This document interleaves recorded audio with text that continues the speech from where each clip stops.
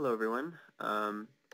I would recommend watching the video to which I'm responding before watching this video, and I will link to it in the sidebar.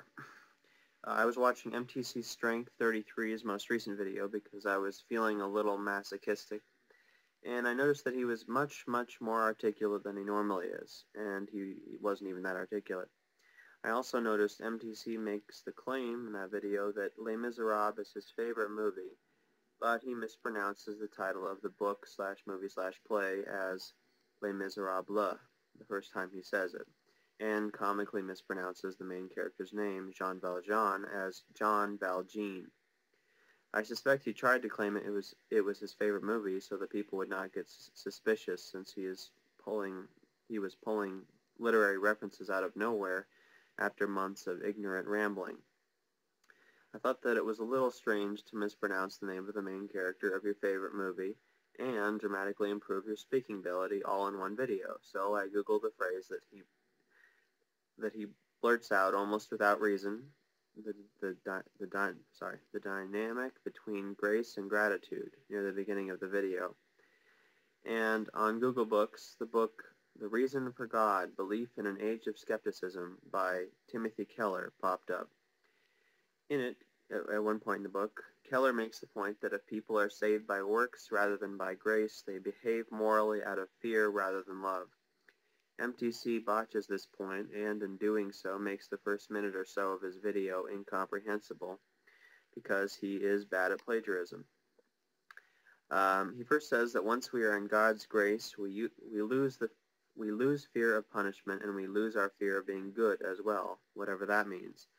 And immediately afterward claims we only do good because of fear.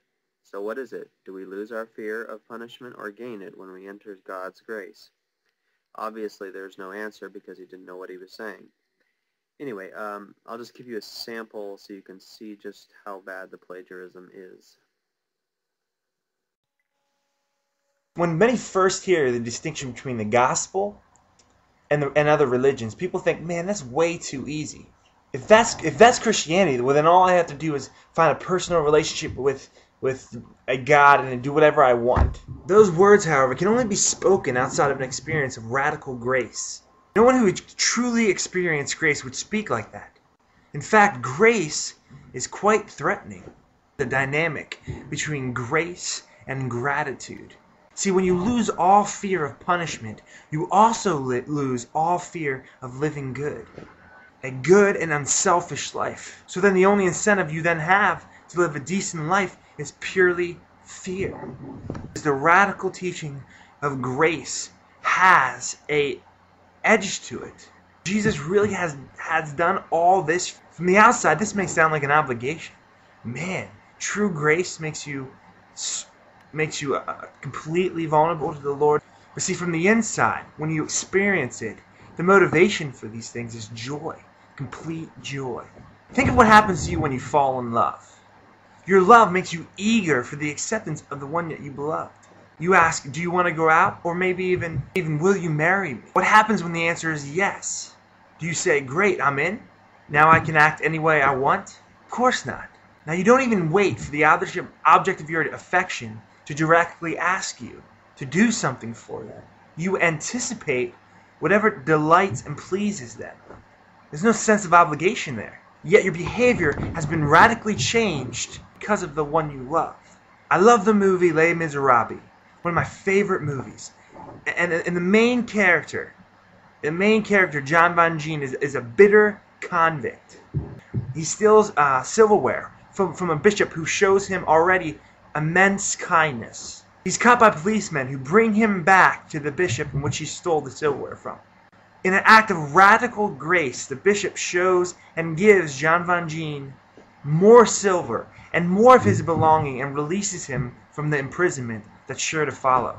The act of mercy shown to Jean Valjean shakes him at his very core.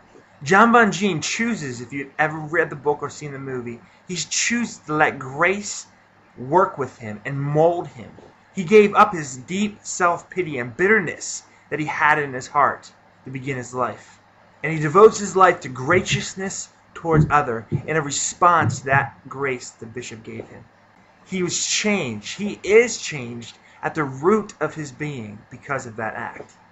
The other main character in the movie Les Miserables in the book is a police officer who has built his entire life in understanding the rewards and punishment of the system around him. He relentlessly and self-righteously pursues Jean Valjean throughout the entire book, even though it is recklessly hurting his own life.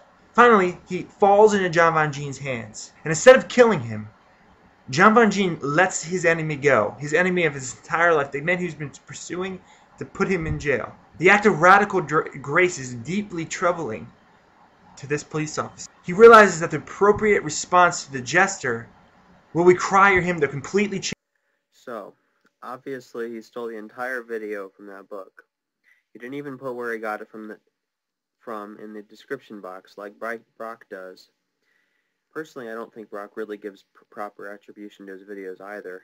If all he puts is words by William Lane Craig in the description box in small font, it does not tell your average viewer anything. It's so cryptic that you would not figure it out unless you already knew how many of his videos he takes from other authors.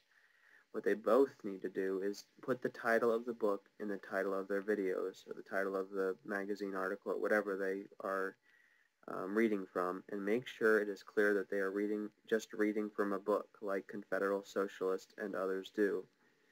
Just to preempt a comment that will inevitably come from either the Atheist Antidote or MTC, please don't tell me, "At least I got you atheists to read Christian books." It does not help your cause to be seen as liars and stealers. I have friends who have become atheists because of the hypocrisy of Christians, so you are hurting yourself, not helping. And anyway, someone who approaches a book to check if it has been plagiarized from is not going to be converted by it, especially when it is as unconvincing as the tripe that you usually steal. What makes this incident even funnier to me is that the video claims that Christians are motivated to follow moral law, even when they are saved by grace. Apparently, "thou shalt not steal" and "thou shalt not lie" are not really part of God's moral law, but they would surely be obeying it.